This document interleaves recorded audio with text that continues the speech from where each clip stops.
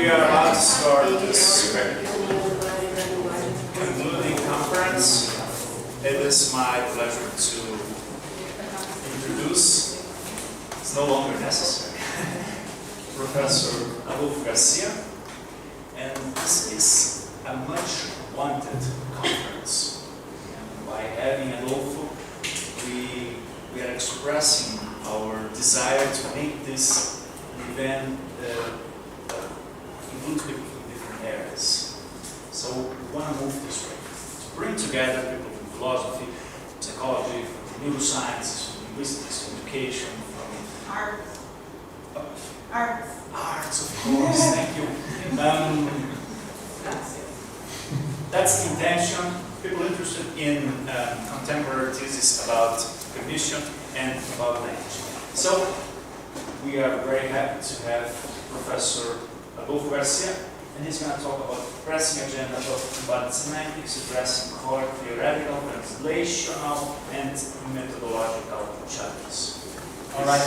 Thank you very much, Cesar. Thank you so much for the invitation. It's been great to see you again, to get to meet you and the whole team here. And to listen to all the very exciting, thought-provoking presentations yesterday and today.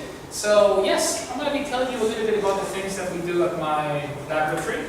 And I am the scientific director of the Laboratory of Experimental Psychology and Neuroscience at the Institute of Cognitive and Translational Neuroscience in Buenos Aires, Argentina. This is part of the research team, and it looks like a low-quality soccer team. I know. And it is.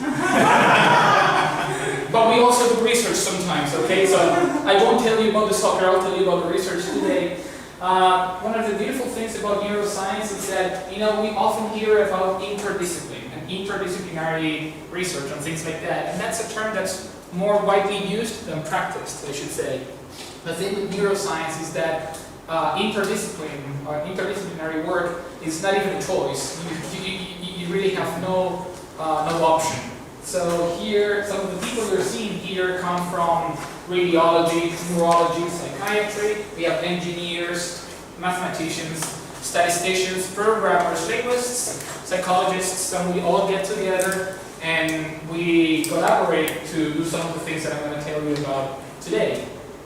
And we're going to be talking about neurosemantics. And in a simplified manner, hey, and that's what we do, it's science after all.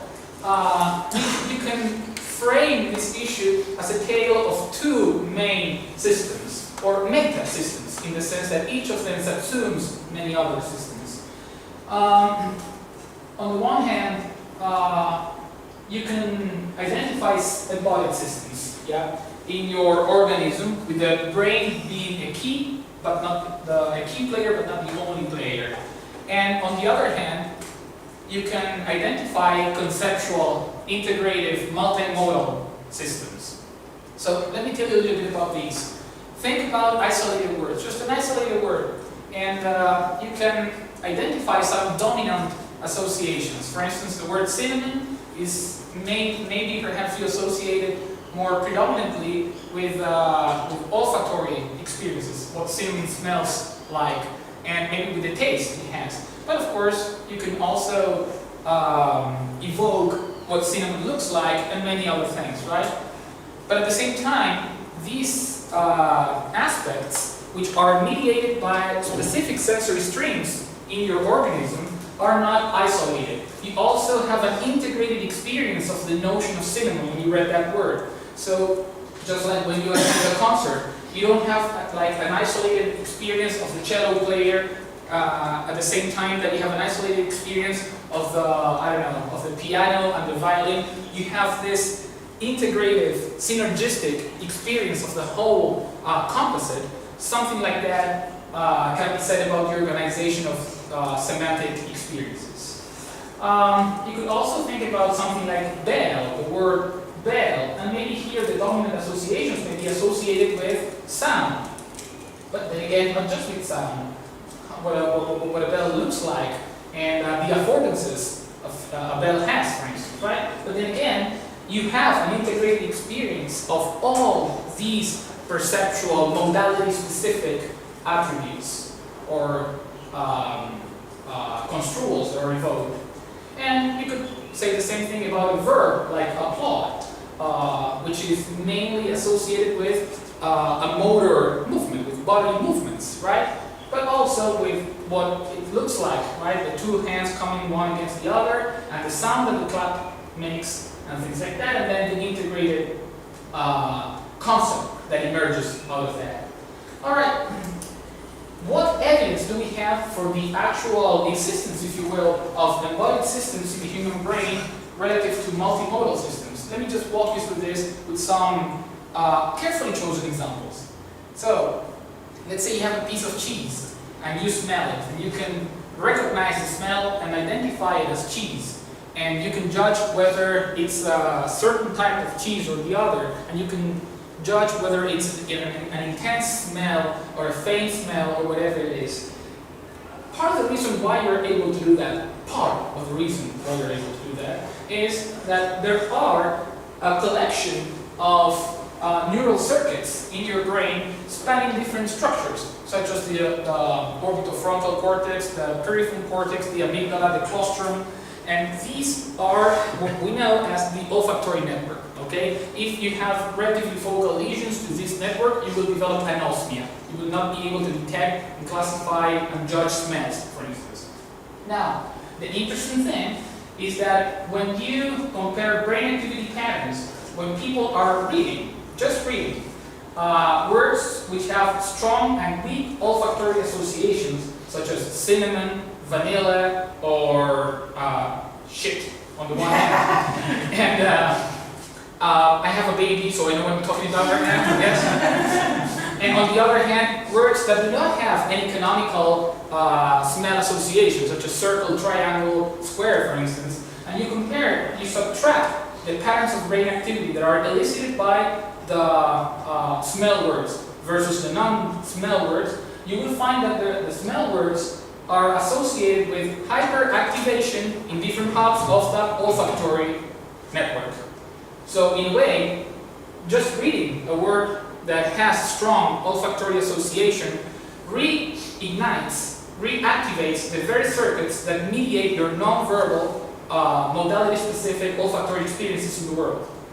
By the same token, when, let's say, your cell phone rings, all right? Well, the fact that you're able to detect that sound is, in part, mediated by your primary auditory cortex. Yeah, there are different structures in your brain, bilaterally distributed, mainly along the superior portions of your temporal lobe, which are the key players in your experience, your recognition of sound. Now, the interesting thing is that when you read words which have auditory associations, such as bell, or the word phone, or the word knock, or explosion, things like that, versus words that do not have a strong auditory association, you find distinct peaks of activation in the very circuits that are responsible for your perception of real nonverbal sounds. And just to add one more example, this is the one that I will be working the most deeply on today. When you are executing an action of whatever complexity, all right? Let's say you're dancing. Well, part of the reasons why you're able to do that is because you are experiencing specific patterns of brain activity along the so-called motor networks, spanning the primary motor network, the supplementary motor area, the pre-supplementary motor area, the basal ganglia with all of its substructures, and the cerebellum. These networks are crucial, critical for the planning, the execution, the coordination, and the monitoring of bodily actions. Now, when you hear, read, or even produce words that denote bodily actions, there are peaks of activations along different portions of the motor cortex. And even more so, depending on which part of the body is being referred to by the word, so do you have specific pickup of activations in the portions of the motor cortex that are specialized for the activation, the actual moving of that effector. So for instance, a word like kiss, which denotes a mouth movement, elicits activation peaks in the portions of the motor cortex that enable you to move your tongue and lips, for instance. And the same goes for kick, at the portions of the motor cortex that enable you to move your legs and things like that. This is known as somatotopic semantic activation. That is to say, not only do you have widespread sensory motor resonance elicited, triggered by words, but these associations can also be so subtle that they are linked with somatotopic aspects of your motor cortex. So, but on the other hand, what evidence do we have for the existence of conceptual systems? Well, there are many general semantic regions, that is to say, regions that are engaged significantly, differentially, by many different types of semantic tasks. Judging synonyms, producing synonyms, categorizing, detecting hypernyms, translating words or detecting words in different languages that have the same meaning or partially similar meaning, things like that. These areas, the two main ones are the anterior temporal lobe and the angular gyrus. So basically we're here and we are here.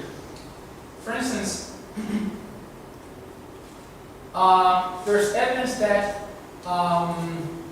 when you compare the brain areas that are activated significantly during synonym judgment, a semantic task, with words cutting across many different semantic fields, versus number judgment, for instance, you will find peaks of activation in many of these portions of your neocortex. Also, when you take a look at patients with semantic dementia, basically a neurodegenerative disorder which is characterized by insidious deficits in semantic processing, ranging from comprehension to categorization to association, in verbal and non-verbal tasks, you will find that the core pattern of neurodegeneration in early stages is pretty much focalized in the anterior temporal lobe. And even more so, when you non-invasively stimulate, when you apply magnetic pulses over the anterior temporal lobe, you can differentially interfere or boost semantic processes, but not, for example, numeric processes. Also, this is a meta-analysis, a statistical conflation of quantitative results from 120 different fMRI studies, all of which involve semantic activation. And what you can do with meta-analytical tools is try to see which are the common areas that cut across all those 120 independent studies whose similarity was that they all involve semantic processing. And you will see that there are a number of regions, including the supramarginal gyrus, the angular gyrus, the middle temporal gyrus. Many of these structures that I presented at the beginning as associated with conceptual, with broad, coarse-grained, category general semantic processing. This is a single case study that we published last year, and this is a case of a neurodegenerative disorder, posterior cortical atrophy, which is interesting because patients with posterior cortical atrophy, they first have atrophy starting in the posterior parts of their brain, mainly the occipital cortex and the temporal cortex, but the frontal cortex, including motor regions, are spared at the beginning. They're not compromised. But then, as neurodegeneration progresses, the pattern of atrophy will also affect motor parts of the brain in the frontal lobes. So what we did was we assessed a patient with posterior cortical atrophy in an early stage of his disorder, and when atrophy was pretty much focal and constrained to a portion of the temporal gyrus overlapping with the angular gyrus, and we found that in tasks that assess production of nouns from many different categories, there was a significant deficit, but the performance in action verbs was not significantly different from that of healthy controls. However, in a second evaluation, I think this was like 1 or 2 years later, I can't really remember, but you can see that the pattern of atrophy now had extended and it had compromised motor regions too. And when this happened, of course, the deficit in processing of nouns cutting across many categories was still there, and the production of action verbs also reached significant levels of impairment. So, the idea is that all this information, modality-specific information, and its integration in conceptual systems is involved in inferential, associative, context-sensitive, figurative, combinatorial, pragmatic, and otherwise semantic processes. But at its most essential, if you want to really strip this down to its core, it hinges on two types of information: modality-specific information and multimodal information. Modality-specific information is, that, by the way, there are many high impact works attesting to the functional dynamics and the organization of these systems, including works in Nature Reviews, Neuroscience, and Trends in Cognitive Science, for instance. And even in different authors who have conflicting accounts of the role of one system on the other, everybody now agrees on the existence of the two systems. Yeah? The functional role and the dynamicity is still debated, but the existence of them is pretty much taken for granted, at least as a common shared framework in cognitive neuroscience today.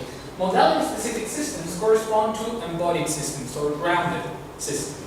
And multimodal systems correspond to conceptual, integrative systems.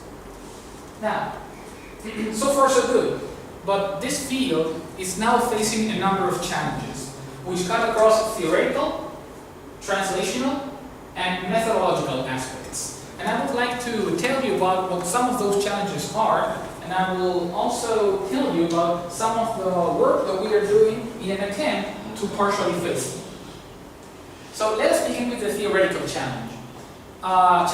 The first one would be, there is still a hot debate regarding the nature of embodied effects. And basically, the key question is temporal here. Are embodied effects, you know how I showed you that the olfaction works elicit activation peaks in the olfactory network, and the action verbs trigger activation peaks in your motor cortex, right? The question is, are those reactivations primary?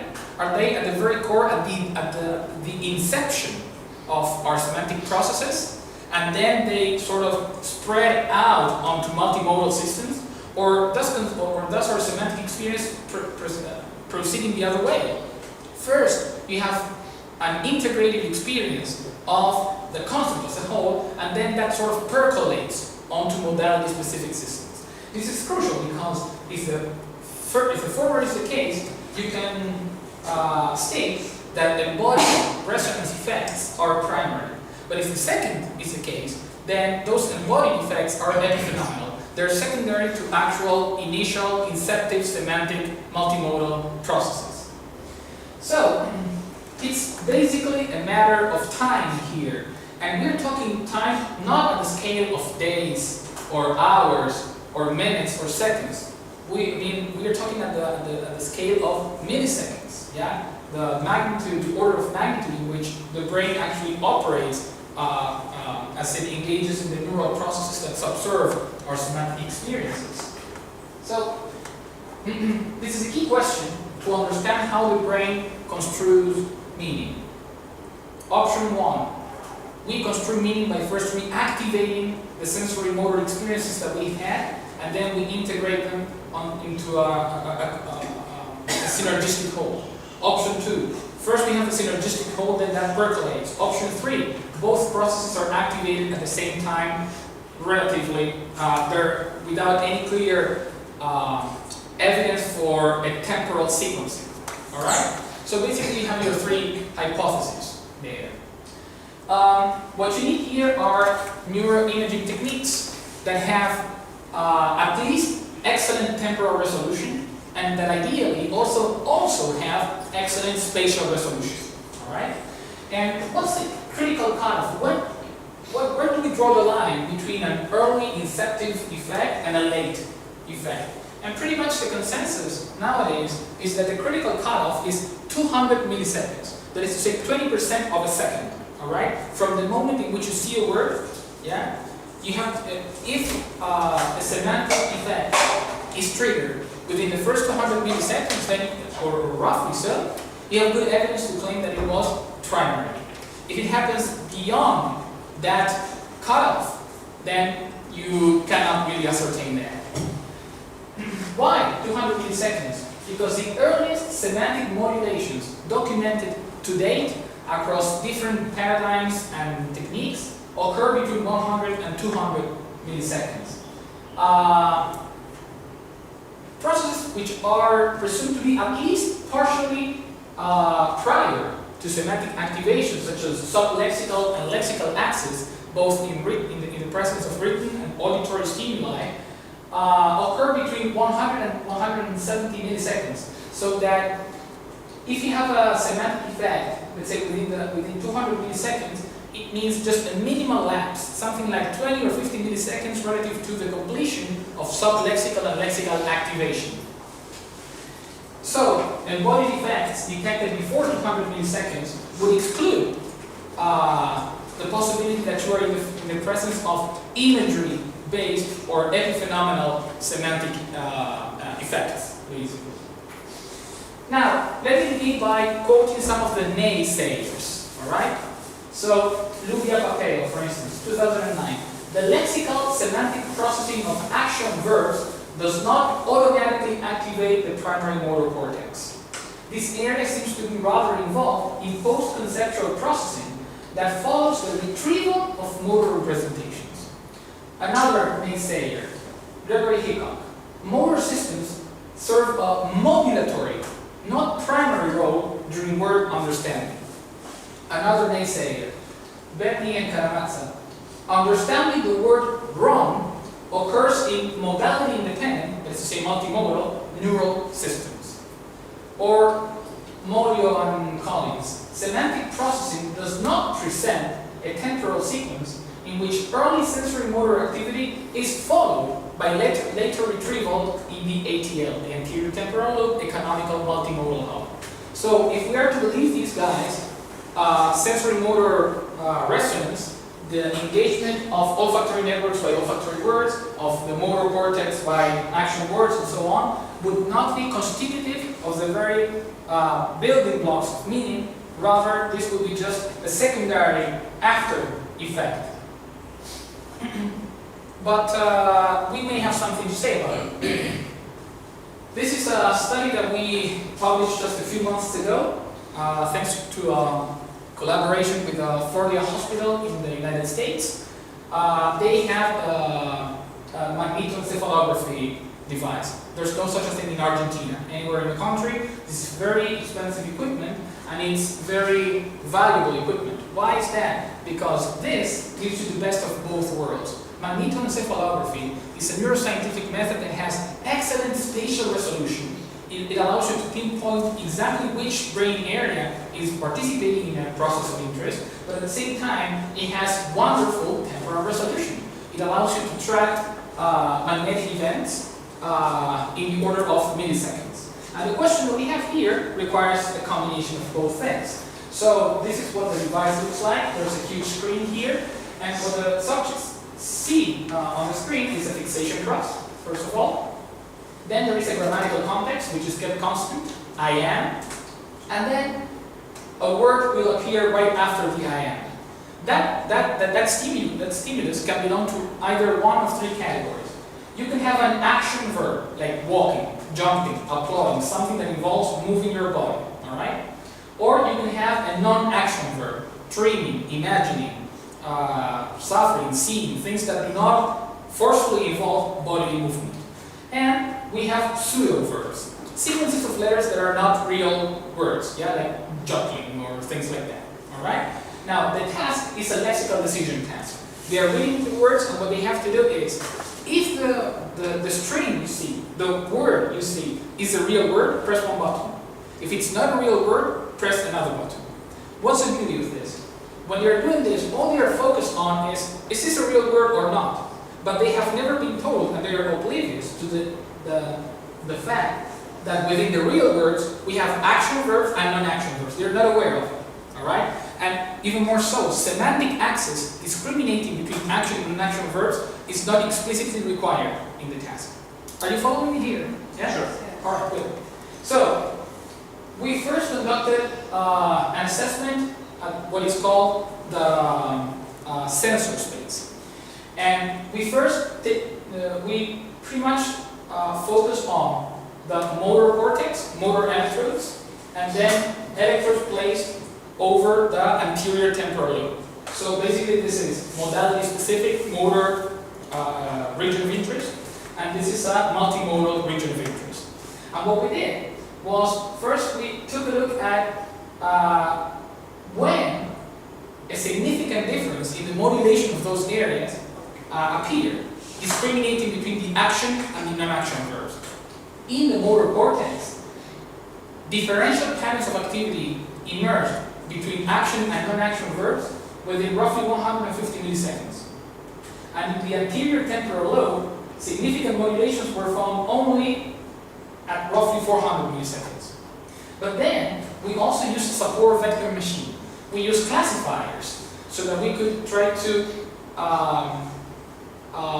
identify one by one, trial by trial, the peaks of discrimination. And basically what we found was that the motor roid reached the peak of discrimination between individual action verbs and individual non-action verbs at roughly 150 milliseconds.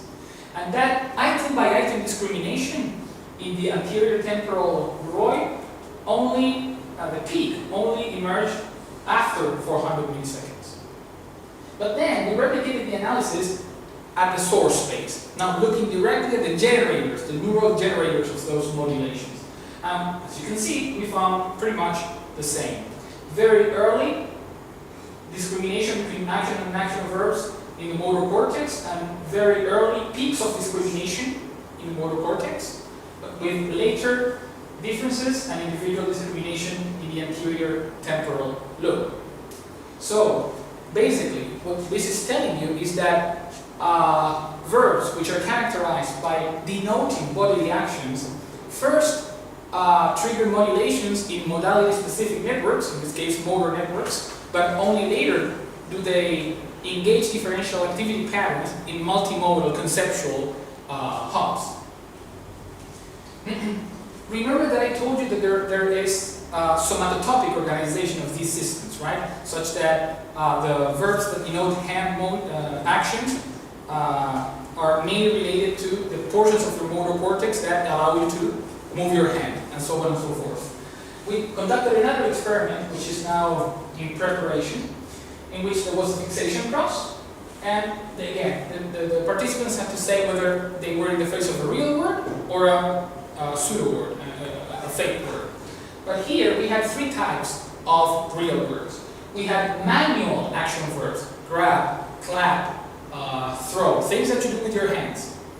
Then non-manual action verbs: jump, walk, bite, things that you do with other effectors other than the hands, but still bodily, all right? And then we have non-action verbs: think, desire, save, imagine, things like that. So we took a look at motor potentials, that is to say, event-related potentials, ERPs, that are significantly implicated in motor preparation. What's the deal here? The deal is that when you have to press the key on the keyboard, you're using your hand. So the beauty of this is that we have this condition, the manual action verb, in which you have a coincidence between the effector being denoted and the effector being moved at the same time. Here, in the non-manual action verbs, you have body motion in both, but there's no coincidence between the effector being used to respond and the effector being denoted by the verb. And here, there's no pairing at all, right? So what we found basically, I'm going to simplify this a lot, but basically, the manual action verbs, they significantly modulated the motor cortical potentials much more than the other two categories. And then we took a look at the N400. Have you ever heard of the N400? The N400 is an ERP that is sensitive to semantic congruity, semantic compatibility. For example, if I show you a sentence such as, the boy is eating a sandwich versus the boy is eating a hurricane, hurricane will elicit an N400 because of the semantic incongruence, all right? All other things being equal. All right? Now, when you take a look at the N400, what we find is something very, very interesting, which is that when you're responding with your hand, the non-action verbs, they modulate the N400 much more than the other conditions. Then, the non-manual action verbs follow, and then the manual action verbs follow. Basically, when there is greater incompatibility between moving your hand and the semantics of the verb, you have a greater modulation of the N400. And when you have a matching, a full match, full compatibility between the effector being denoted and the effector being used, there's no modulation of the N400. Yeah? Oh, and the beauty of this, if you go back, I forgot about the important thing. The motor cortical potentials, they are modulated even before the action begins. And that's the beauty of it. This is an indicator of motor preparation. Yeah? The preparatory processes before you actually execute physically the action. Alright? The fact that you have this modality specific effect in such an early window pretty much discards the possibility that this is just an imagery or a post-lexical epiphenomenal effect. And this is another study. We're so proud of this one. It's currently submitted, or like a friend of mine likes to say, not yet rejected. And so what we did here is we did something new. We focused on an ad hoc category that I came up with, which I call facial nouns. Basically, words that denote parts of your face. Okay? Eye, nose, cheek, mouth, tongue. Versus non-facial body part words. Arm, chest, parts of your body which are not your face. So far, so good. Okay, so the participants have to judge these words, and this is really, really nice. First of all, we did one experiment with healthy people, EEG. Alright? And we measured event-related potentials. You know, I just told you that the N400 is like a critical brain signature of semantic integration.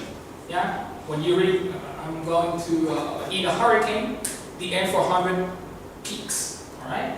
Now, facial recognition also has a distinct electrophysiological signature in the brain, and that's the N170. Okay? The N170 is significantly modulated. This is basically, you can see it here. It's a negative deflection, peaking at about 170 milliseconds post-stimulus presentation. If I show you faces versus objects, the faces will be associated with more modulation of the N170. If I show you familiar faces versus unfamiliar faces, the familiar ones will be associated with an N170. If I show you faces in the right position versus inverted faces, the ones in the right position will be associated with greater modulation of the N170. You see, it's a hallmark of facial processing, the earliest systematic marker of facial processing in the human brain.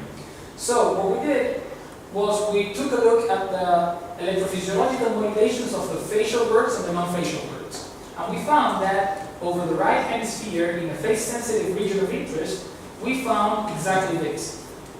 Increased modulations of the N170 by words such as nose, eyes, cheek, over, hand, chest, etc. That is to say, words that denote facial body parts elicit the same modulation that actual faces do. And this occurs in a window that falls before the 200 millisecond cutoff that I mentioned before. Now, we don't really have good spatial resolution here. EEG cannot really allow you to know where those signals originated. But here's the real beauty of this. One of our collaborations involves an agreement with the hospital, Hospital Italiano in Buenos Aires. And there we have access to epileptic patients with intracranial electrodes. So what is this? Cases of refractory epilepsy, a good 90-96% of them, they can be controlled with proper pharmacological treatment. Alright? But then the remaining 10 to 5% of the cases, they do not respond well to medication. So in order to detect and to control the epileptic seizures, the only options that the surgeons are left with is to identify which part of the brain is actually triggering, is the epileptogenic focus, all right, where those epileptic seizures are first occurring. How do they do this? They implant electrodes, microelectrodes, like little spears, yeah, in your brain. Think about this like crazy neuroscientific acupuncture, all right? And each of those needles has a lot of electrodes. Now, this neuroscientific terms is just pure gold, because when you're taking a look at brain activity in an MRI scanner, what you have is a very noisy signal, and it's very indirect, because between the scanner and what you're interested in, you have hair, you have skin, you have bone, you see? You have fat, all right? But now, with these needles, we are directly inside the matrix. We can see exactly what's going on inside the very structure that we are interested in, yeah? With no lag and no artifacts. So, it just so happened that not one, but two patients with electrodes in the right fusiform gyrus and the facial network up here. Basically facial recognition, I told you about an electrophysiological marker, but facial recognition hinges critically on the face processing network. This has three key players: the right fusiform gyrus, the inferior occipital lobe, and superior temporal sulcus. Now, if you have a lesion that's congenital or acquired in your right fusiform gyrus, you will develop prosopagnosia. All right? That's a selective deficit in recognizing faces, whereas the rest of your visual repertoire is intact. If I ask you to enter an MRI scanner and I show you faces versus objects, peaks of activation in the right fusiform area for the faces. If I show you straight faces versus inverted faces, peaks of activation in the right fusiform region for the faces, and so on and so forth. So this is the Ronaldinho Gaúcho face processing. Right? I was going to say Messi, but yeah, I don't want to get into trouble here. Okay. So we administer the same task with the face words and the non-face words. And here's what we found. In the face processing network, this is the difference between the facial and the non-facial words. The face processing network had a significant burst of activation that peaked before the 200 millisecond mark in a 1 to 20 hertz range. And not only that, in the multimodal network, the peaks, the burst, you see the strongest red shades here, they emerge only after the 200 millisecond mark. And then what we did was this. We started looking at the brain activity patterns, and we trained the classifier. So we told the computer to become trained, and we told the computer, I'm not going to tell you which word we're looking at. So I'm going to tell you the level of activation of the face processing network here. Can you tell me whether this word I'm showing you now is facial or non-facial, although the computer doesn't know it? And this one, and this one, and this one, just by taking a look at that level of activation. And we reached levels of classification of individual stimuli of over 80% for the face versus the non-face nouns in the face processing network in very early stages. So, partial conclusions here. It follows from this evidence, at least as plausible interpretations, nothing like a definite fact, but a plausible interpretation that embodied effects are fast and primary, rather than late, sluggish, and epiphenomenal. They are primary even in the absence of explicit semantic access. You don't have to ask the participant to explicitly think about the meaning of the word for these differentiations to significantly emerge. It's an automatic activation pattern. These effects are consistent along diverse neural dimensions. We've tracked them with channel level MEG, source phase MEG, ERPs, and oscillatory measures in intracranial recordings. they are potentially robust on a trial-by-trial basis. They're not just an artifact of the average accumulation of many words. And sometimes they can be concomitant to multimodal effects. But certainly in our appraisal, the evidence does not warrant judgments that say that embodied reactivations are secondary epiphenomenon. Quite on the contrary. A second theoretical challenge, again on the nature of embodied effects, is are the behavioral manifestations of embodied effects direct beyond artificial experimental demands? So, a few years ago, I conducted a systematic review of 108 experiments which involved hand-related words and which required manual responses of different types. Sometimes pressing a button, sometimes grabbing an object, sometimes turning it up, sometimes reaching for specific items on a table. And if you take a look at individual studies in the literature, this seems chaotic. In some cases, some studies, hand-related verbs, for instance, yield interference on hand actions. That is to say, when you just read a hand verb, and then you have to move your hand, you do it more slowly than if you had read, I don't know, an abstract verb or a noun. But other studies have shown that hand-related verbs elicit facilitation. When after you read a hand-related verb, you move your hand faster relative to other types of words. So it seems to be chaotic, but when you take a look at the 108 experiments, you start recognizing patterns, and we were able to detect and formalize distinctions in a model that was published here in Neuroscience and Biobehavioral Reviews a few years ago. And basically, I will not tell you the interpretation now. Let me show you something. How do we study these things? For example, we do it like this. Most tasks force artificial links between verbal and motoric processes. For example, remember I was mentioning this yesterday in the book symposium. Oh, that was this morning. Oh my god. I am tired. I can't blame them jet lag because we're in the same time zone, but I'm just tired. So, take a look at this experiment, yeah, by Mirabella and colleagues. This is a go, no-go task. A go, no-go task means if the item, the word you see, fulfills a certain requisite, respond. If it doesn't, do nothing. Don't respond. Now, the question here was, does the word you're reading involve bodily action? If it does, then move, then respond. If it doesn't, don't respond. But the trick was that within the verbs that actually evoke bodily actions, you have hand-related verbs and foot-related verbs.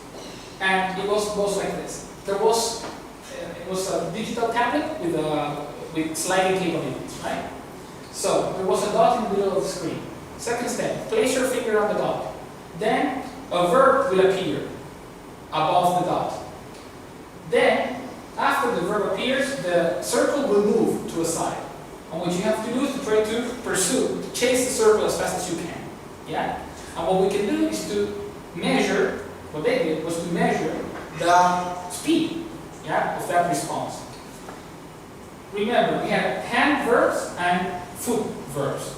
And here, the hand verbs, they elicited significant facilitation. You moved your hand faster when you had just read a hand-related verb. Alright? Now, take a look at this. Circle, place your hand, read a verb, the circle moves, you do this. When in your daily life do you ever do this? No, never, I hope. I hope, for your sanity, yeah, for your sake. So, it's a matter of ecological validity. In one of our recent papers, we put it this way. Most behavioral evidence on the integration between word processing and how it impacts on your actual bodily actions comes from highly contrived designs in which subjects must respond to target words by pushing a button with a closed hand, doing this, for instance, or sliding a finger sideways, like I just showed you, or pinching objects from their lower end, among other examples. Though certainly informative, all such paradigms entail arbitrary relations between independent manual and linguistic processes which are artificially paired, just for the sake of that task, and are thus potentially affected by attentional factors. since participants must keep track of two parallel sets of demands to coordinate verbal operations with artificially paired motoric responses. So, the alternative, is there any type of daily activity that naturally and necessarily involve the synergy, the coupling of linguistic and motoric actions? Yes, there is. For example, writing. Yeah? Writing is a daily activity in which bodily and linguistic processes are co-substantiated, basically because the very act of imprinting words on a page or choosing which one to push on a keyboard is necessarily and synergistically linguistic and motoric. You could not disentangle them in writing.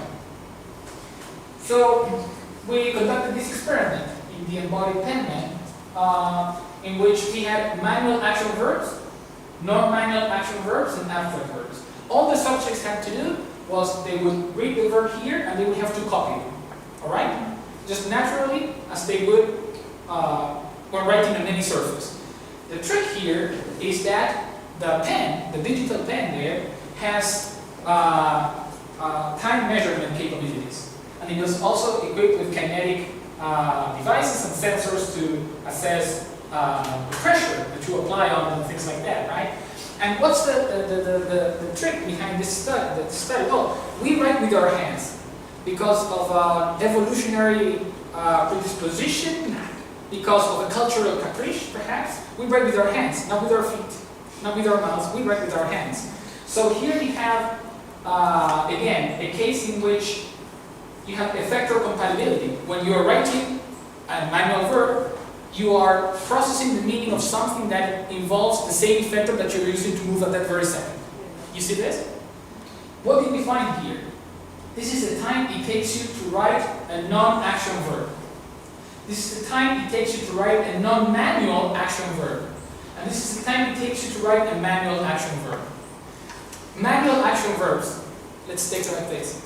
The manual action of writing is facilitated by prior activation of lexical information specific to hand-related notions. And then, before that actually, we did something similar, but not with handwriting, but with keyboard typing, alright? Which is, of course, another form of writing, but it's different. Because whereas handwriting involves only one hand, yeah, and each letter has a very specific motor routine for its delineation, typing, it's a bimanual activity in which the basic movement is the same irrespective of the grapheme you want to type, right? It doesn't matter if it's a P, a B, a T, all you have to do is push your fingers down, alright? Now, subjects were shown one verb, then another verb, and they had to copy the second one. Again, we had manual action verbs, non-manual action verbs, and abstract verbs. And then take a look at this. It's so wonderful to see how, depending on the specific demands of your motoric ability, the integration of semantic and movement processes can be diametrically opposed. Because here, this is the time it takes you to type, not handwrite, non-motor, an abstract verb. This is the time it takes you to type a non-manual action verb. And this is the time it takes you to type a manual action verb. Here, you have interference. Alright? When you just process a verb that alludes to manual movements, your typing becomes interfered with. It's slow. And we've also worked with negation, for instance. Yeah? And basically, I know that I don't have much time, but basically, we've proven that when you are processing a negative sentence, as opposed to an affirmative sentence, like there is a contract there. Now you will sign it versus now you won't sign it. You read all of that and you have to copy the verb, which is sign here, right? Okay, when you have a manual action verb and you deny it, you take longer to type it. Negation inhibits. Negation is grounded in inhibitory mechanisms. In a way, just like action verbs are grounded in motor systems and olfactory verbs are grounded in olfactory networks, negation is grounded in inhibitory networks. Let me put it in a very simplistic but easy to grasp way. When you read a no, you're telling your brain to say no. Your brain inhibits. your brain dampens activity, basically. So language-induced sensory motor resonance has a direct impact on bodily movements, even in tasks in which verbal and motoric processes are co-substantiated beyond the artificial constraints of things like this and like this. Even in settings that resemble a little bit more, at least, what we do in real life. I do write in real life, I do type in real life. But we also have translational challenges. The question is, how can we turn this knowledge into applicable breakthroughs that actually have concrete social impact? That's something that we care about. And here's the question that has dominated our agenda in this regard. If action-related language is so intimately related with motor network dynamics, can we rely on it, on action-related language, to spy, to tap on the integrity of motor networks? We work a lot with Parkinson's disease, for instance. Parkinson's disease is a neurodegenerative disorder, the second most prevalent neurodegenerative disorder in the world, only topped by Alzheimer's disease. Parkinson's disease involves early degeneration of frontostriatal networks, which are the core substrate of motor activity, and it is typified by motor symptoms: resting tremor, slow initiation of movement, problems coordinating movements. It's basically a motor disorder. Are we all on board with this? Yeah? There are other motor disorders, spinocerebellar ataxia, or Huntington's disease, for instance, right? Or amyotrophic lateral sclerosis, ALS, and so on and so forth. Here, we had Parkinson's disease patients and controls. We did 2 experiments in an fMRI scanner. In the first one, they had to listen to nouns, that's all. And we assessed differences in brain activation patterns between Parkinson's disease patients and controls. When they process nouns, do you see anything here? No. Do you see anything here? There's no difference. The brain of a Parkinson's disease patient and that of the control does not have differential mechanisms for processing nouns. But then in the second experiment, we did the same thing but with action verbs. Verbs that denote bodily movements. And we found that in a temporal C, where you have multimodal mechanisms, there was no difference. But when you take a look at motor regions, you can see that the controls had hyperconnectivity between motor regions when they were processing action verbs, and the Parkinson's disease patients, they opted out. They recruited other mechanisms which were non-motor. It is as if those embodied substrates were not available, so that they had to choose an alternative pathway to try to engage in the same process that motor systems afford for a non-pathological brain. And we have other results, but I will not bore you with the details. We also assessed production of words. This is a picture naming task. I can show you pictures, and I can ask you to just name the pictures. End of the story, that's the task. The trick here was that we had 4 types of pictures. Objects with low manipulability, like a car. You can't really grasp a car and move it around, right? Objects with high manipulability, pencil or glass, for instance, cup, right? Low motion action verbs, such as sitting, and high motion action verbs, such as running or dancing. And we assessed Parkinson's disease patients without mild cognitive impairment. They were cognitively preserved, all right?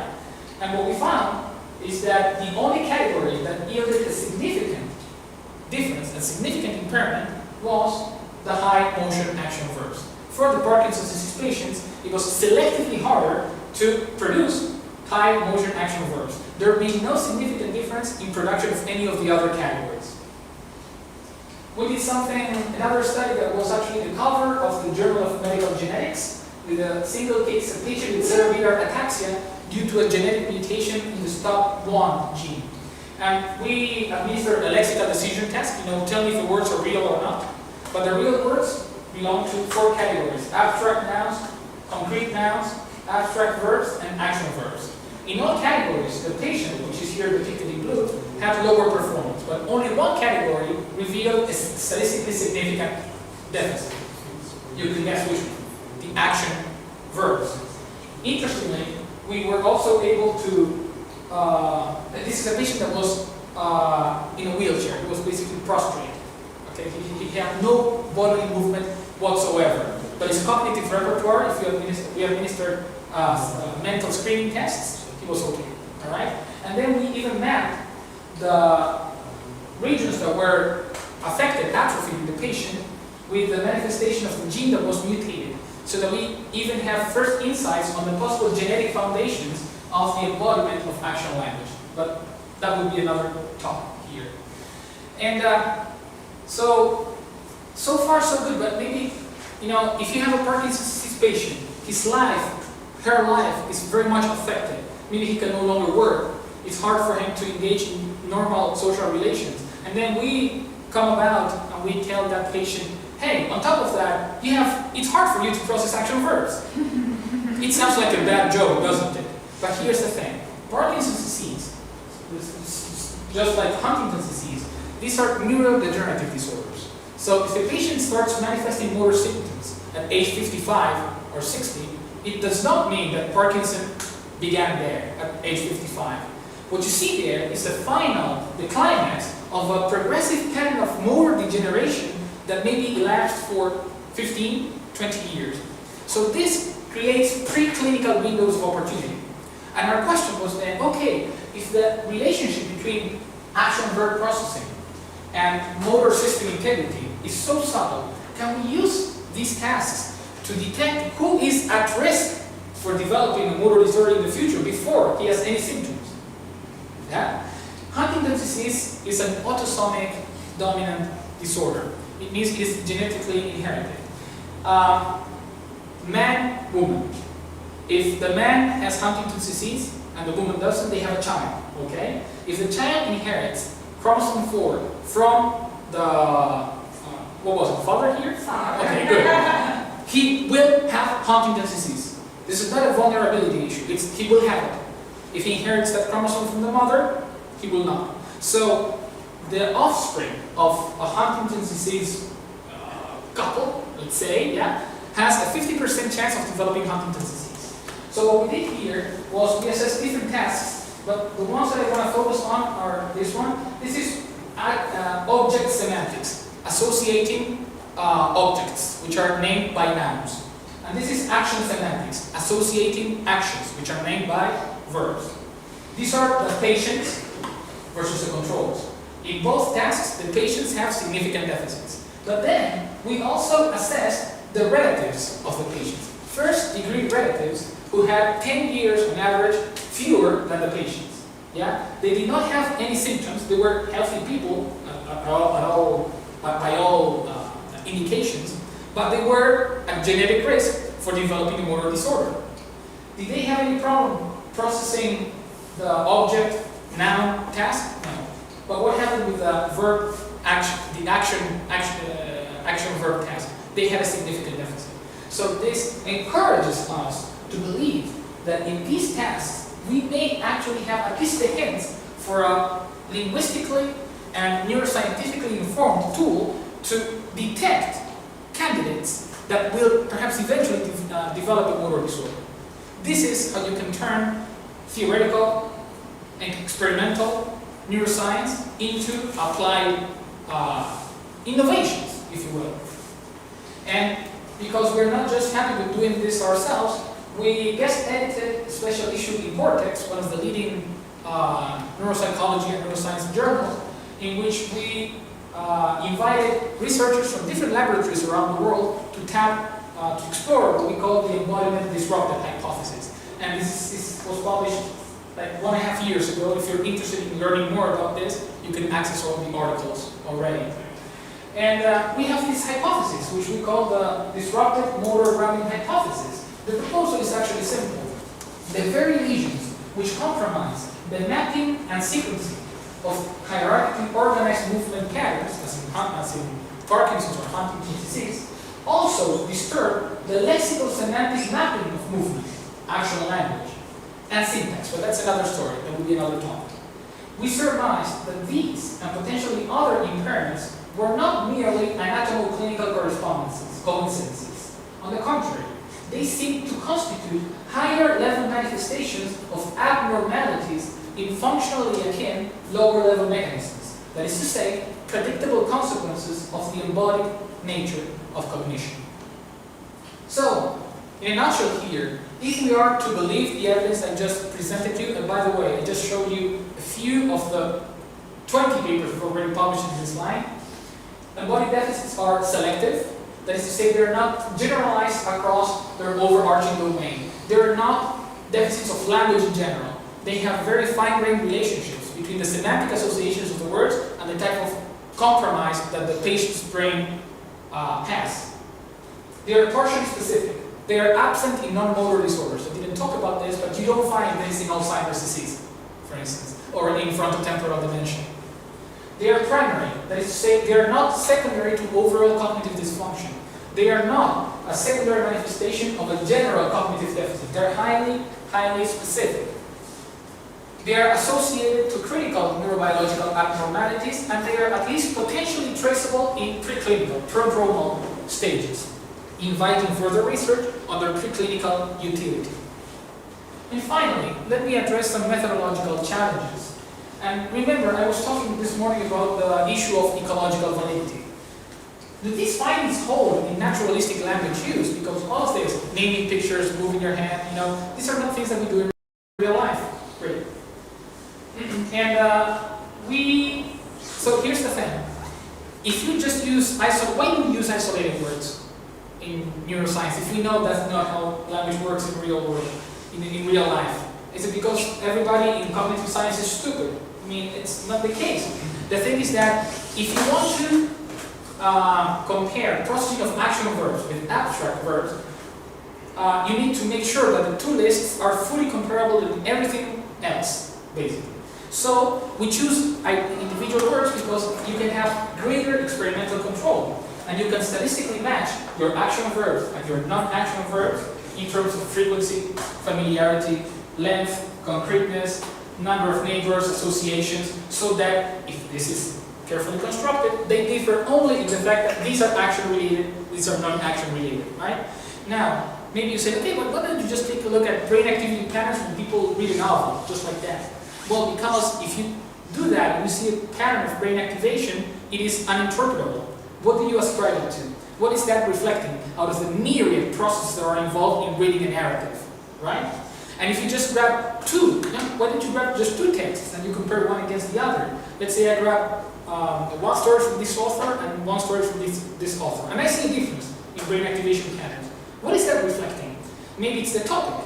Maybe it is the emotional load of the texts. Maybe it is the length of the texts. Maybe it is that one has greater grammatical complexity than the other. So if you see that pattern, you cannot ascribe it to anything.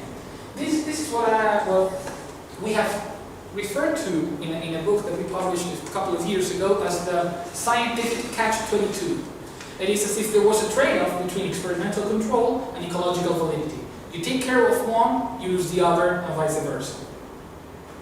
Is that the case? Or is it? Because what I reasoned is, wait a second, actually, the matter of experimental control is a problem only for the researchers. And ecological validity is something that pertains to participants. So what if I can create linguistic materials that are perfectly matched in everything that I want, that I care about as a researcher, but in the eyes of the participants, they look just as natural as any other text. If I achieve that, then I may be approaching the issue. And we came up with a text construction protocol. Here's one of the stories, the end result. Sábado por la tarde. El momento favorito de Juancito en toda la semana. Tomó a sus padres de la mano y juntos corrieron hasta la plazoleta. Al lado de las hamacas, un grupo de niños aplaudía las ocurrencias de un colorido payaso. It's just a story. This will not earn a Pulitzer Prize, but it's just as coherent, cohesive, and it has enough contextual richness and unfolding and cumulative semantic relations as you would find in any other one-paragraph story. All right? Now, what the participants don't know here is that behind this, we constructed these stories, matching them for over 25 variables, ranging from grammatical complexity to coherence, to readability, to frequency, familiarity, what have you. All right? So these texts, they look natural, they're naturalistic, but they have all the control that we are interested in. And we created stories that have lots of bodily action, like this one. Out of the 32 verbs here, 26 of them refer to bodily actions, running, jumping, clapping, kicking, things like that. And then the other stories, they are non-action stories. The protagonists there are basically static, and the story focuses on their affective and sensory experiences. The protagonists see, feel, observe, think, remember. All right? So we have this action-non-action distinction embedded in naturalistic discourse. Yeah? And then what we do is we have questionnaires, in which we ask questions about information that is coded in the verbs, action verbs versus non-action verbs, depending on the text, and then questions about circumstances. Where did this happen? When did this happen? How did this happen? We went full-blown on the ecological thing here. This is a study that we did in Australia, a moving story. Here's what we did. We recruited 20 dyslexic children, and dyslexia is pretty much mainly a reading disorder, but it does not only affect reading capabilities. Children with dyslexia also manifest deficits in semantic processing, grammatical processing. It is not clear why this is, but the main hypothesis is that because dyslexic children read less, and when they do read, they find it harder and they take longer, they have lesser linguistic input than children who do not have dyslexia, and that in a way weakens, debilitates linguistic systems at large. Be that as it may, we chose this because we needed the children not to have ceiling performance. We needed participants who would not respond at 100% the questions. All right? Here's what we did. We first, the children, they listened to the action text and they responded to the question. And they listened to the non-action text and they responded to the question. In this first stage, they had suboptimal performance. They got like 70% score in both questionnaires, but similar for both of them. And here's the beauty. Then, for 9 days, we purchased 9 Nintendo Wii consoles. You know, or maybe you're, I don't know, a PlayStation user. What is it in PlayStation? I don't know. PlayStation Move. And if you're an Xbox user, it's Kinect. Okay? But basically, it's full body video games. All right? And each day, for 90 minutes, we would have them moving their bodies. All right? In a very ecological way, just in the way in which they do it at home when they are playing these games on their own. So they are dancing, you know, 90 minutes each day for 9 days. All right? They're sweating like crazy. They're moving. They're dodging. I don't know, ghosts. They're dancing. Okay? Full body engagement. And after that, the final day, we give them another action text and another non-action text. And here's what happened. Comprehension of circumstances in the action and the non-action text, in the pre-training and the post-training phase, is not significantly different. It's basically the same. Comprehension of verbs in the neutral, the non-action text, from pre-training to post-training, basically no change, right? But what happens with the comprehension of actions in the texts? A selective improvement. Basically, here we show that by actively training your body, you can selectively boost your comprehension of actions in naturalistic discourse. Activating your body helps you comprehend the actions of protagonists in naturalistic stories. And then, this is another manuscript that is now under evaluation. We use the same texts, but with healthy people. And what we did here was we applied non-invasive brain stimulation, transcranial direct current stimulation over the primary motor cortex.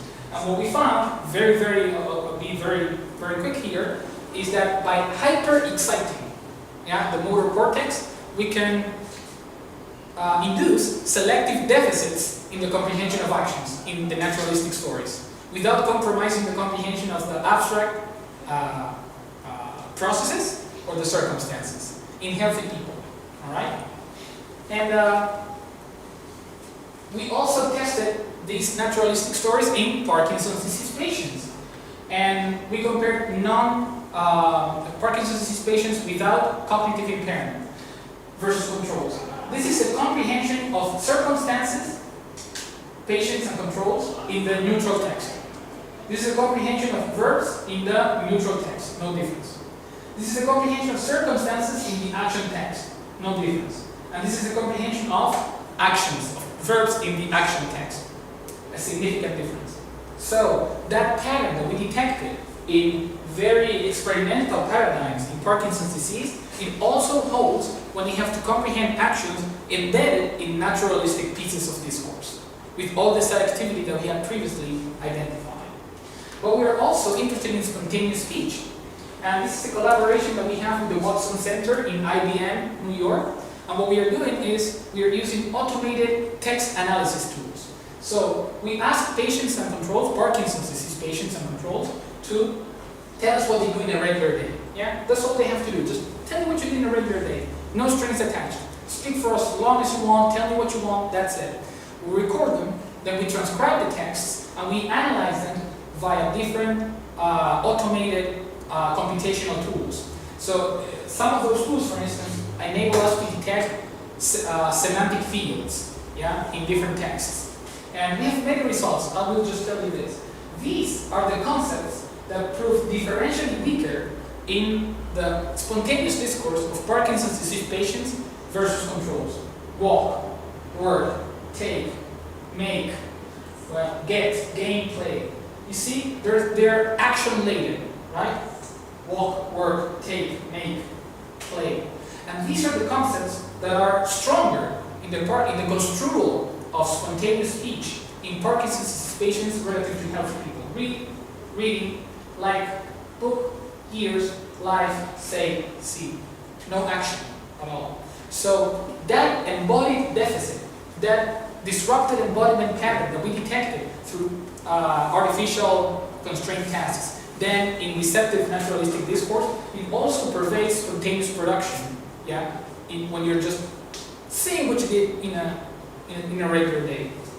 And now we just submitted another study in which we did something similar but cross-linguistically, assessing 90 Parkinson's disease patients and 90 controls from Germany, speakers of German, something like 50 and 50 from Colombia, who speak Spanish, and something like 25 and 25 from the Czech Republic, speakers of Czech.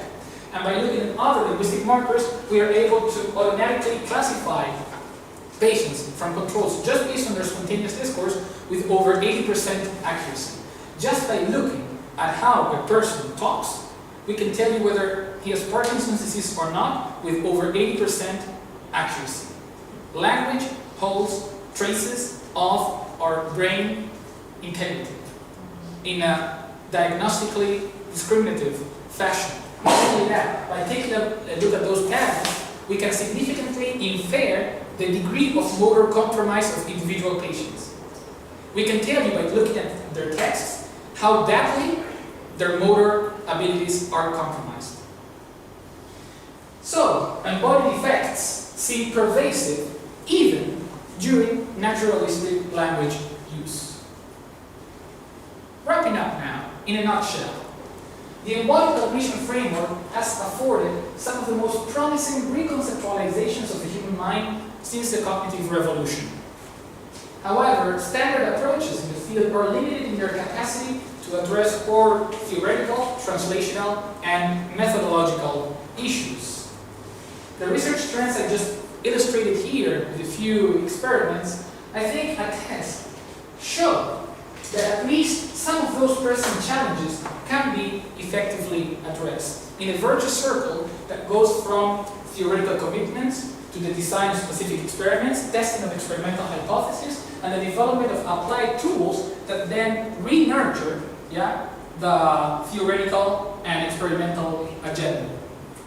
So, if these works inspire any sort of extension or even their own refutation, the toil behind them will be well justified. It is my hope that working from whatever vantage point it is that you're specialized in, you will at some point join us in this endeavor. Thank you for your attention.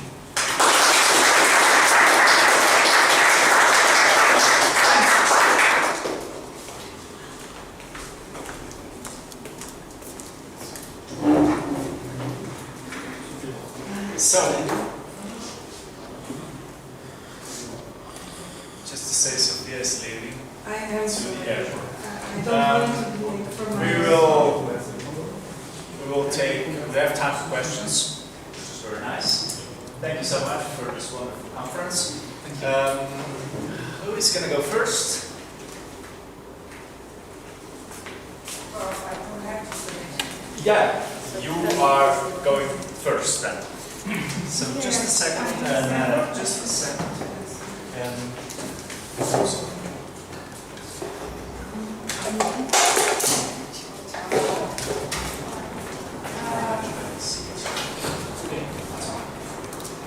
The first question is, if I clarified, will it take longer typing words that are hand-related than handwriting them? Is that correct? Say it again, please. Ask the question. So when we are primed with hand-related words, we write them faster, but we don't type them faster. Yeah. That's correct. Basically, what we found is that you write them faster than non-hand verbs, right?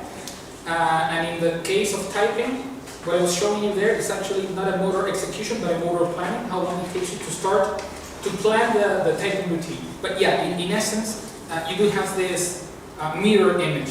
Yes. Yeah, the first question would be, like, I'm a little bit bug-braided, so it would be just to ask you to say a little bit more about this planning. Yeah. Yeah. I'll address that question first. So we have this model that I showed you before. Let me see if I can go. Okay. But it's okay. We don't need it. But basically, it goes like this. The idea is that when you read a word, and we have a lot of neuroscientific evidence for this, you have peaks of activation when you read an action verb, peaks of activation in your motor cortex. And when that verb refers to hand actions, you have peaks of activation in the hand-related portions of your motor cortex. All right. So here's the idea. Reading that a hand-related verb will excite hand-specific motor circuits to what we refer to as a supra-threshold level. Yeah, let's say they will activate them fully. All right. Now, that full level activation in the hand-specific motor cortex will not last forever at full capacity, right? Activity in the circuits dwindles. Yeah. Otherwise, you would always be thinking about everything or something like that. I don't know, right? Probably you would have a seizure. But okay. So here's the thing: that activity would begin dwindling, typically by roughly 400 milliseconds. But if, depending on the semantic demands of the task, the activity may be kept at a supra-threshold state for longer. If when the hand-specific motor network is at a supra-threshold stage, fully engaged, yeah, because you read the word, you try to recruit that circuit to do something else, which is to move your hand, the line is busy. So there's interference. The circuit is not fully available, optimally available, for you to engage in the other process that requires it. The hand has occupied, the hand-related verb has occupied it, and that circuit is not readily available for you to engage in the other process that calls on it. But if you call on that circuit when activity has begun to dwindle, yeah, let's say that the verb has triggered it to 100%, and then activity is lowering to 80%, 70%, and when it is at 70%, you start executing a manual action. Now, the manual action will be facilitated because 70% of the activation levels it requires are already in place. It only needs the additional 30%. Yeah? And the idea is that depending on the motor demands of that second motoric process, the engagement of the motor circuits will vary. And the demands of writing, of handwriting, are very different from those of hand typing. And the latencies, the time it takes you to write a word to handwrite a word, is very different from the time it takes you to type the same word. In adult people, we type faster than we write. Yeah. So it is a combination of the motor demands and the latencies that are specific to handwriting versus typewriting that account for the different processes. And the way in which we have to explain it is this idea of the level of activation as captured in detail in the Handel model that I showed before. What about the starting point of of the activity? Do they start at the same time? No. Do I start typing and writing at the same time, or one? It depends, but usually you do it with that's what we call the motor, the planning stage. From the moment you see a word until you press the first key in your keyboard, it is not that you go like key by key. You plan the whole motor routine. It's a burst of activity, like when you tie your shoes. You don't go like, okay, now I did this, oh, now I did this, right? So that is the planning stage. The lag between stimulus presentation and initiation of the motor routine. The lag for typing and for handwriting the lags are rather similar. The difference in timing mainly pertains not to the planning stage, but to the execution stage, which is basically calculated as the difference between the final trace relative to the first trace when you are handwriting, or the difference in time between the final key press minus the first key press when you're typing. That's how we operationalize it quantitatively. Okay. Jose? I'm not sure if you covered this, but I just would like to know if there is a difference between processing, for example, writing and writer, like the verb and the noun. You kind of touched about this, but I didn't really get it. So this is, and if there is a difference between processing words in different contexts. So Right. So how much a difference in activation, and if there is any context that you have no activation of sensory motor information for a verb. I see. Excellent questions, both of them. Regarding the first one, we have two keyboard typing and embodied experiments, and one handwriting experiment. I showed you the three of them. Remember, there was one on negation, right? In all those experiments, we are using hand action verbs, non-hand action verbs, and abstract verbs. We have never tested nouns, for instance. But there is a lot of evidence from the more artificial tasks, like the follow the dot or press the button or things like that, in which verbs have been compared against nouns. Yeah. There's one, for instance, by an Argentinian researcher who actually works in Canada, Victor Frack, and the task is very simple. I give you an object which is like this. All you have to do is hold it, and you will listen to words. That's the whole experiment. Trick number one. The words that you are listening to are action verbs or nouns. Okay? You don't know. All you have to do is listen to it. Okay? Trick number two. This object that you're holding is equipped with pressure sensitive sensors. Alright? So what was shown is that just by passively listening to action verbs, you automatically innervate your muscles, applying greater pressure on the device, even though you're not asked to do anything. You see, just the passive listening of the action verb innervates your muscle system more than nouns. Alright? So there's that.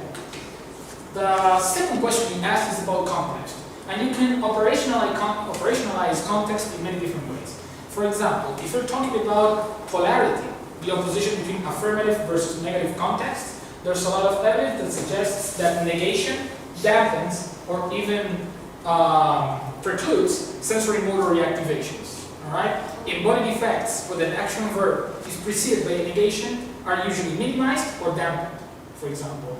There's evidence on interaction between action content and affective factors. For example, action verbs which are marked by affective connotations, such as stab versus cut, yeah, they modulate patterns of sensory motor resonance differently. There's evidence on situational context. For example, let me give you this one. Again, going a little bit beyond context. Let's think about your bodily or experiential context. All right.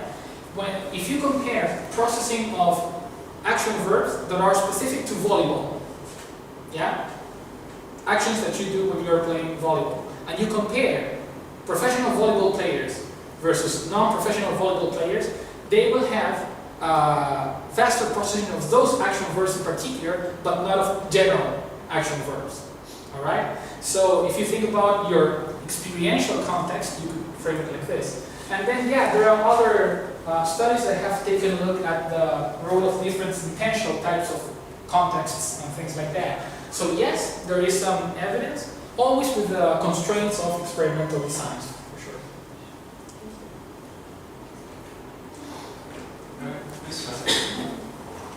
I was wondering if you got some relations with NLP, neuro-linguistic programming.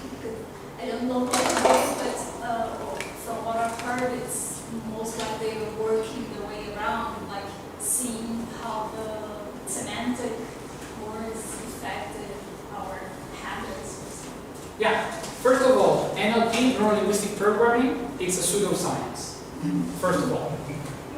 Officially recognized as such by the American Psychological Association, like homeopathy, or things like that, and Bach flowers, things like that. Neuro-linguistic programming is probably the greatest misnomer in the history of humankind, because they know nothing about neuro, they do know nothing about linguistics, and they know nothing about programming. So, no, absolutely no.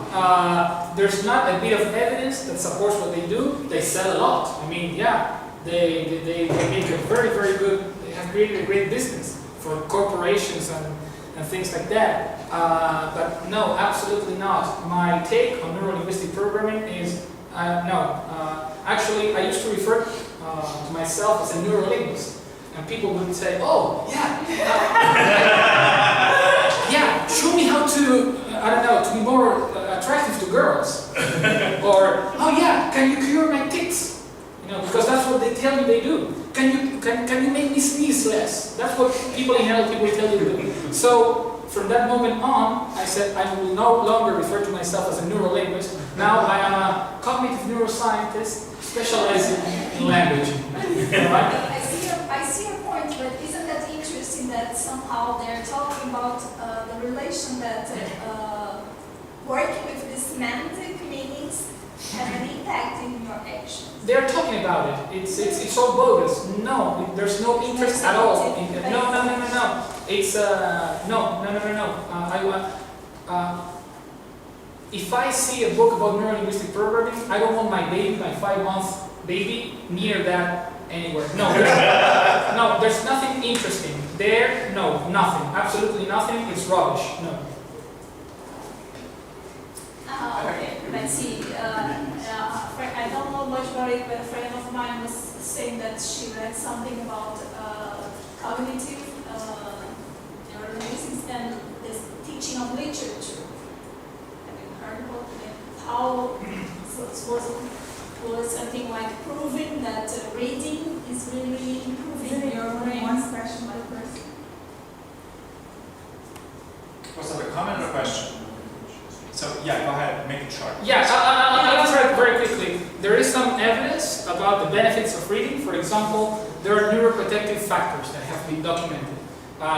Daily experiences that actually, for example, correlate with lower rates of dementia or with a higher age of onset of Alzheimer's disease. For example, physical exercise, a healthy sleep routine, engaging in activities that challenge you, that are new to you, such as, I don't know, doing crossword puzzles, or learning how to write with the other hand, or brushing your teeth with your least able hand, and things like that.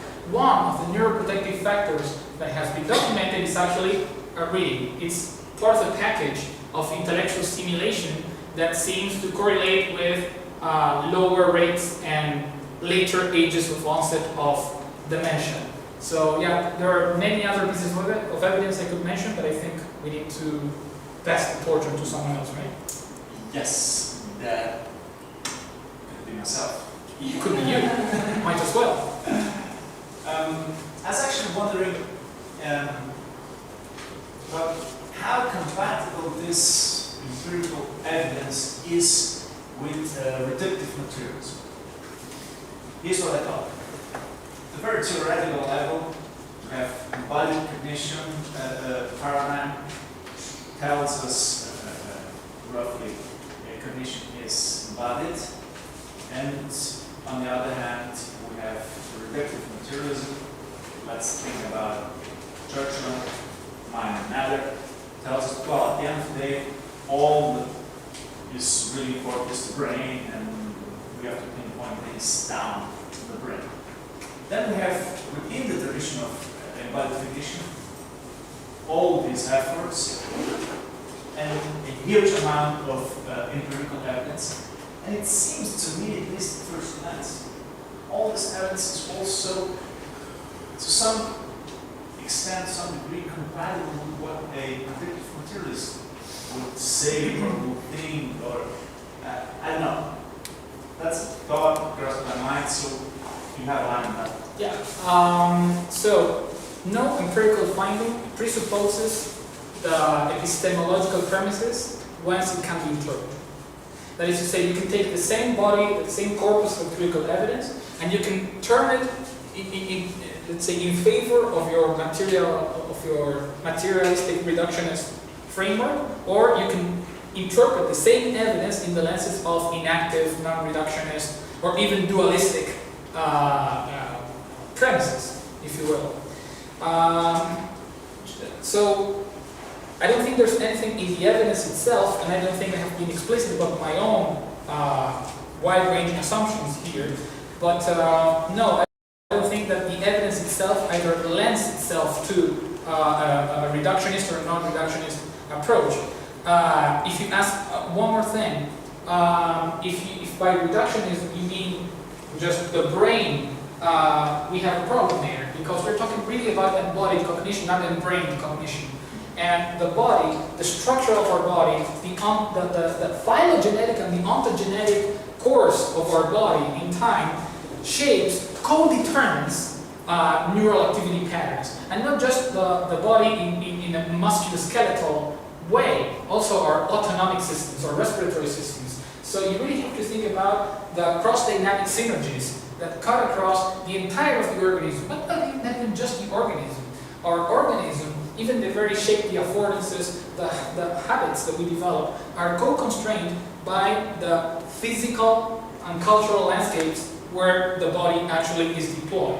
So I myself, this is my conception of the broad strokes of how I approach these things.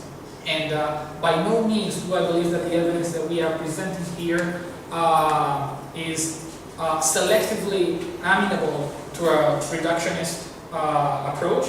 Neither do I believe that this evidence means in any way that the brain is the only powerhouse of whatever is going on. I believe that the brain is just one component that is constantly in bidirectional dialogue with everything that happens in the rest of our bodies, in our biological encounters and things like that. Even our biome is not even entirely ourselves. There are bacteria that cut across the limits of our skin and our body, and which seamlessly determine how we feel, how we react, and things like that.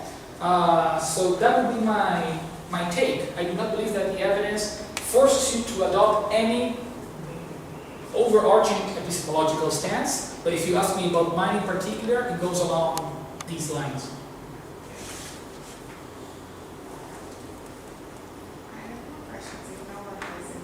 Anybody else?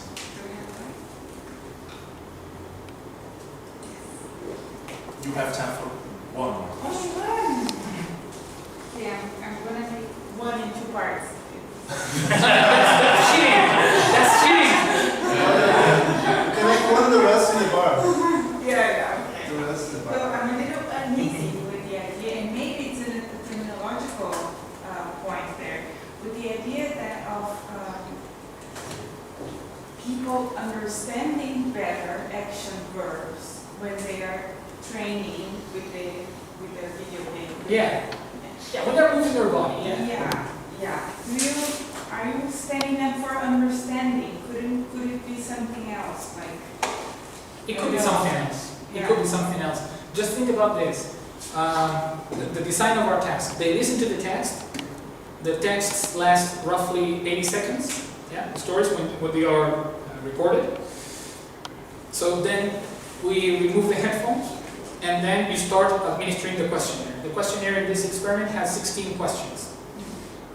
So the first question is presented maybe, I don't know, 20 seconds after they heard the text. And the last one maybe is presented, I don't know, 5 minutes afterwards, right? Just because the questions are presented serially, right? Well, there's a memory component. So it may not be comprehension per se, it may be mnesic retrievability of the actual information. Absolutely so. In fact, that is the reason why we ended up choosing a word. We didn't want to say comprehension because of this very point, but we didn't want to say memory for because we cannot rule out that it's comprehension or a combination of them. So we ended up coming up with a term that I'm not happy with, but we had a deadline and we had to submit the paper. The best thing to come up with, we're talking about appraisal, but it's so bad, I know. But yeah, but the idea is that it is very hard to pinpoint which of the many coexisting and overlapping processes that cut across your discursive experience is actually at the heart of this. However, we do have this. The demands of responding to one text and the other are the same. The conditions are the same, right? The temporal lag between the end of the recording and when you are administered the questionnaire, the number of questions and things like that. We do know that the systematic manipulation lines along the action versus non-action distinction, right? Now, which specific process or constellation of processes is at the heart, in a fine-grained manner, of the effect, we are blind to that. Okay, thank you very much. Thank you.